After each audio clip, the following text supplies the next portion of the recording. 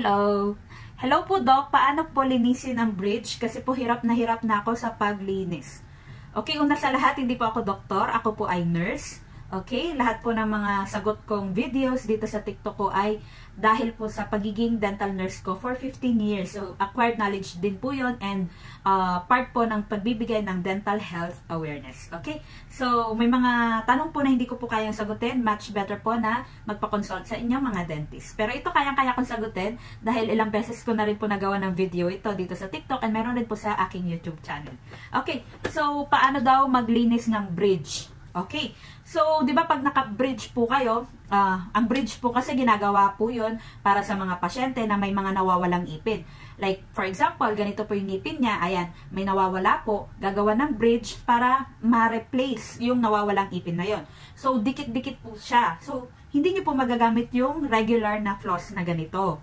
Ayan, pag nag-floss po kayo ng ganito, ayan, tig-iisa, di ba? Hindi nyo yun magagawa sa pag naka-fix bridge kayo. So, kung gusto nyo yung murang way para malinisan yung mga fixed bridge ninyo, dapat po, gumamit po kayo ng super floss. Okay, ito, sa asawa ko ito, dahil naka-fix bridge siya. So, yung super floss po, meron siyang matigas na part. Unlike po dun sa regular na floss, wala po siyang matigas na part sa pinakaunahan. Ayan, ganyan po yung regular na floss. Ito pong super floss, Super Floss kasi yung alam kong brand, pero ito is yung brand niya Gum. So hindi ko alam kung ang tawag po talaga sa ganitong floss is Super Floss. Basta yung may matigas na part sa pinakaharapan niya. Ayan. Ayan, matigas po yan. Tapos malambot na po yung dulo. Kasi ito po yung ipapasok nyo doon sa in-between ng inyong bridge. Dahil pag yung regular lang na floss, hindi nyo po may papasok yan. Kunwari ganyan, kunwari ako naka-fix bridge. Yan. Teka, natanggalin natin. Naku, mababawasan pa tuloy yung isa. Okay. Saglit. Yan. Ganyan siya, oh. Tignan mo. Ganyan. Kunwari, naka-fix bridge ako. Ayan.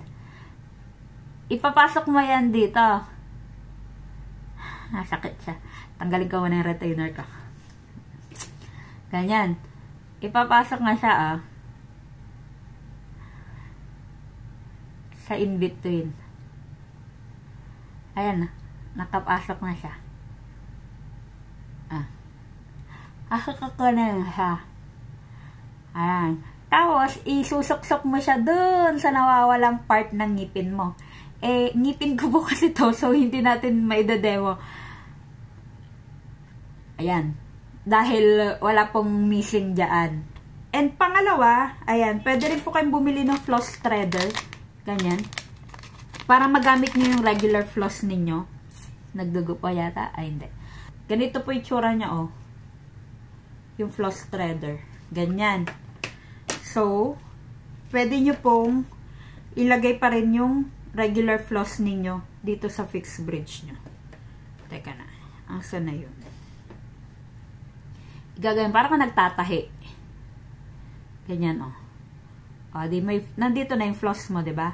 So, may matigas ulit na part, may isusuksok mo ulit siya, tapos, malilinisan mo na yung kung saan yung nawawala. Diba? Matatanggal mo na yung mga sumiksik doon, kung meron man. Ay, sabihin mong, very, very fitted yung bridge mo. Kailangan pa rin mag-floss ka. Bili namin sa Yaco, dyan sa may old souk, ito. Kasi yung super floss na usually na ginagamit sa mga dental clinic, wala kaming makita dito. Ipapakita ko yung brand niya, ganyan. Ganyan siya. Okay? So, kung nahirapan ka sa mga ganito, mag-water flosser ka na lang. Medyo mahal nga lang yung water flosser dito. Pero dun sa Shopee, tsaka sa Shein, or mag-order ka sa Temu or Shein, mura lang siya. And effective naman, kasi may ganun kami dati, kaso nahulog ko, nasira. So, wala na siya. Pero yung asawa ko, mas gusto niya yung super floss, yung ganito, na panglinis. Okay? So, yun. Importante pong nalilinis natin yung mga fixed bridge natin para hindi po babaho yung hininga and hindi po mabubulok yung kinakapitan ng fixed bridge. So, yun. I hope po na nakatulong yung sagot ko and may naintindihan po kayo. Thank you. Yun lang yung kaya kong sagutin. Bye-bye. Motion, say bye-bye. Kikinig din yung aso ko. Alam mo talaga eh.